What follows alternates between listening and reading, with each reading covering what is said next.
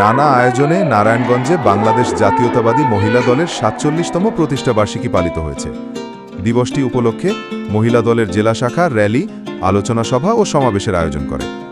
সোনারগাঁও উপজেলা মহিলা দলের সাধারণ সম্পাদক মরহুম বিল্লাল হোসেন চেয়ারম্যানের সুযোগ্য কন্যা বিউটি আক্তার হাজারো মহিলা নেত্রী নিয়ে র্যালিতে যোগ দেন।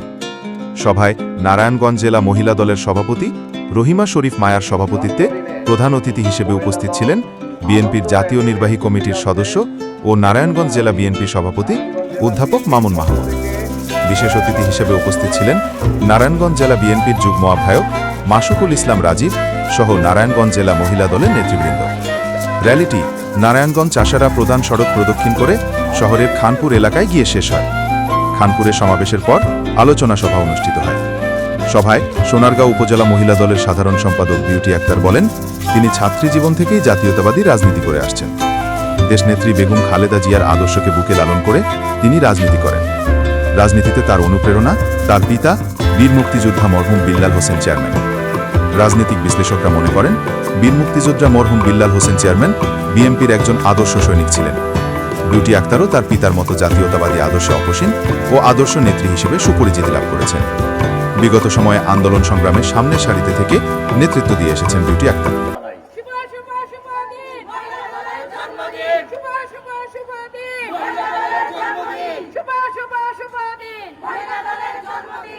আজকের এই শুভ দিনে আমি শহীদ রাষ্ট্রপতি জিয়াউর রহমানকে স্মরণ করছি।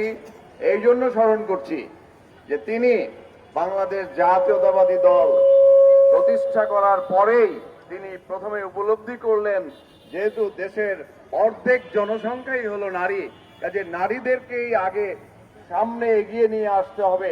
দেশের অর্ধেক ভোটার হলো নারী, কাজে নারীদেরকে বাইরে রেখে কোনো উন্নয়ন এবং অগ্রগতি কোনোভাবেই সম্ভব নয়। সেই জন্য জিয়াউর রহমান সাহেব মাত্র 7 দিন পরেই, বিএনপি প্রতিষ্ঠিত হওয়ার মাত্র 7 দিন পরেই এই বাংলাদেশ মহিলা দল, জাতীয়তাবাদী মহিলা দল প্রতিষ্ঠিত করেছিলেন। সুতরাং মহিলা দল যারা করছেন তারা অত্যন্ত, আমি মনে করি, সম্মানিত। আমি মনে করি তারা অত্যন্ত গর্বিত এবং শহীদ রাষ্ট্রপতি জিয়াউর রহমানের সবচাইতে প্রিয় দল বাংলাদেশ জাতীয়তাবাদী মহিলা দল। আমি নারায়ণগঞ্জ মহিলা দলকে ধন্যবাদ জানাই। যে কোনো সময়ের চাইতে বর্তমানে বাংলাদেশ জাতীয়তাবাদী মহিলা দল নারায়ণগঞ্জ জেলা শাখা অনেক বেশি সুসংগঠিত এবং অনেক বেশি শক্তিশালী।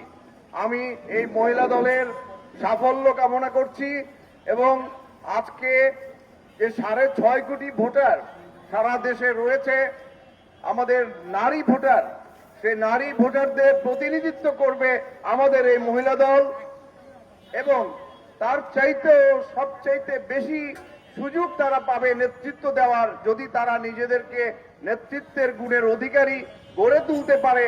বিএনপির সকল কমিটিতে 15%, 15%, শতকরা 15% নারী নেতৃত্ব আমরা জায়গা করে দিব আগামী।